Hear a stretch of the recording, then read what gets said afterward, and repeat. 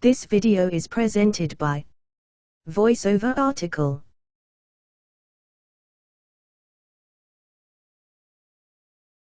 You apply for a credit card that has an advertised 10% April. The card is approved and you spend money on it. Some months later you notice that the interest rate cannot possibly be 10% April but is nearer 30% April. You immediately claim you have been cheated, but the credit card provider counters that they have invoked the Universal Default Penalty Clause under your agreement with them. Bewildered, you wonder what on earth a Universal Default Penalty Clause could mean. And the answer is credit score rating. Many customers apply for a card at a time when they have a good credit rating in the belief this is the one and only time the provider checks their credit score rating.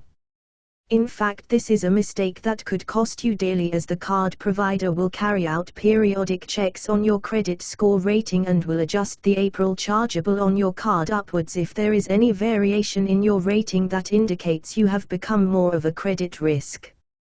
The scary part here is that you may not actually have failed to repay any of your debt in the interim part, but merely by exposing yourself to additional credit the rating agency may have deemed that you are more of a credit risk. As such, the card increases your April. You are now a high-risk borrower. You fail to make a repayment. Cleverly, a Universal Default Payment Clause does not mean that you have failed to make a repayment on that issued card. It can easily be the case that you have made a late payment on a completely unrelated card that invokes this. Again, the reason for this is your payment records are part of central system, and if you fail to make a payment on time, you are, again, considered a high-risk borrower. Consequently, your April jumps up. You go over your limit. If you go over your limit, even only minimally, on any consumer credit program you have in place, you'll suddenly notice your April changes. Once again, you have suddenly become a high-risk borrower, and it makes little difference if you claim this only happened once. Your income changes.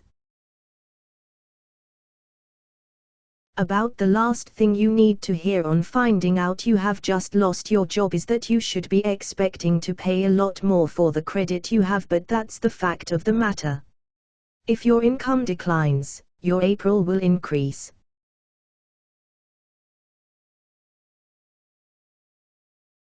Why is it important? The reason why a Universal Default Payment Clause is important is because it will apply a new April to your entire balance outstanding, regardless of whether or not you bought the item in the belief you'll be paying the originally advertised lower April.